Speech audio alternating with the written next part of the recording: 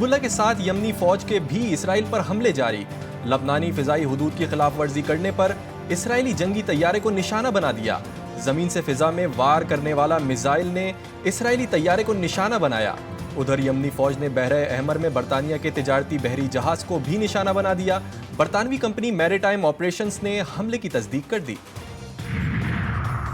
امریکی وزیر خارجہ اینٹونی بلنکن سے قطری وزیر اعظم شیخ محمد کی ملاقات، دونوں رہنماؤں کا غزہ میں جاری مظالم کو ختم کرنے کے لیے جنگ بندی کے معاہدوں تک پہنچنے پر زور۔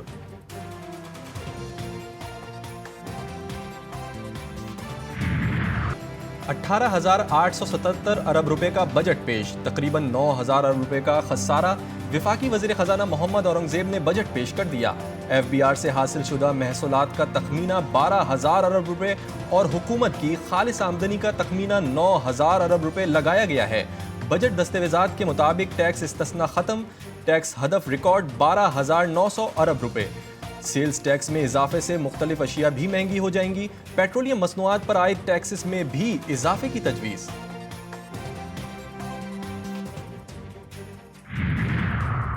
سرکاری ملازمین کی تنخواہ میں 20 سے 25% اضافے کی تجویز۔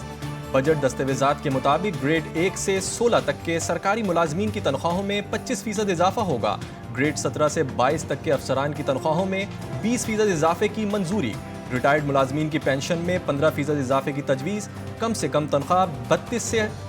بڑھا کر 37,000 کرنے کی تجویز۔ وفاقی وزیر خزانہ محمد اورنگزیب نے بتایا، پینشن سسٹم میں اصلاحات لائی جائیں گی، مستقبل کے ملازمین کی پینشن ان کی ملازمت کے آغاز سے فنڈڈ ہوگی۔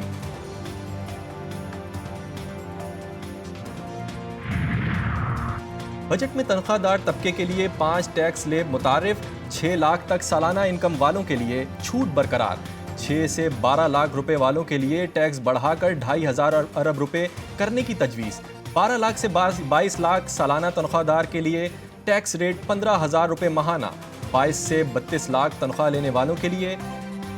35,834 روپے ماہانہ اور 32 سے 41 لاکھ روپے تنخواہ لینے والوں کے لیے ماہانہ 58,000 سے زائد ٹیکس مختص۔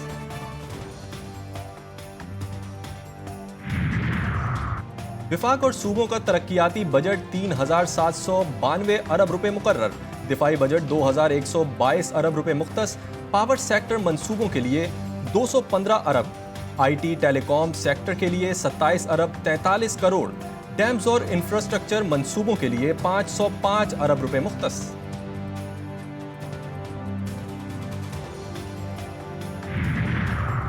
صوبوں کو این ایف سی ایوارڈ کے تحت 7,000 ارب روپے جاری کیے جائیں گے، سندھ کے لیے سب سے زیادہ ترقیاتی بجٹ 763 ارب روپے، پنجاب کے لیے 700 ارب، خیبر پختونخوا کے لیے 351 ارب،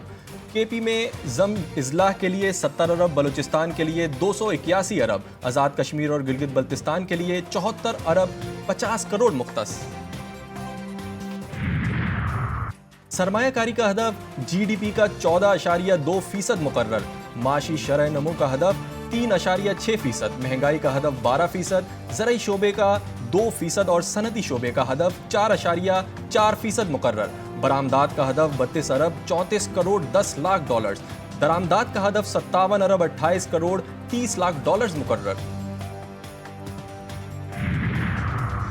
سولر پینل انڈسٹری کے لیے رعایتیں، لگژری الیکٹرک گاڑیوں پر ڈیوٹی دینی ہوگی، ہائیبرڈ گاڑیوں کی قیمتوں میں کسٹم ڈیوٹی میں رعایت ختم، تمام گاڑیوں پر ٹیکس گاڑیوں کی قیمتوں کے حساب سے لگایا جائے گا۔ وزیر خزانہ کا قومی اسمبلی میں خطاب، بجٹ میں موبائل فونز پر 18% اسٹینڈرڈ ٹیکس کی تجویز۔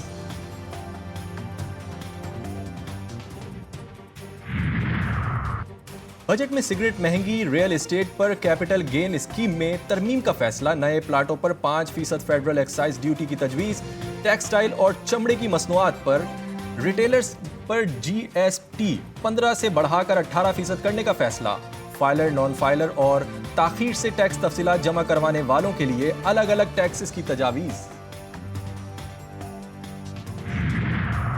وفاقی بجٹ میں شہر قائد کے لیے خصوصی پیکیجز، جامع کراچی پیکیج اور سندھ کے دیگر شہروں کے لیے بھی منصوبوں کی تجویز۔